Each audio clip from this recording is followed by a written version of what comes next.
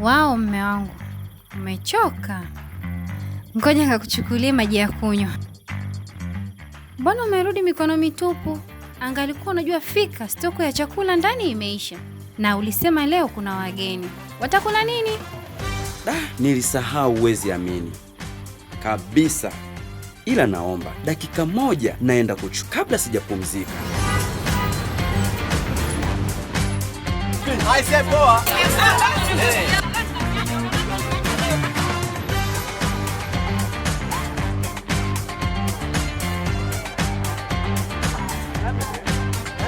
Sasa hivi hakuna ulazima wa kutembea na cash tena. Azania Lipa imerahisisha. Unaweza kufanya malipo ya mahitaji yako ya bidhaa kupitia Azania Lipa. Malipo yanatiki. Azania Lipa malipo.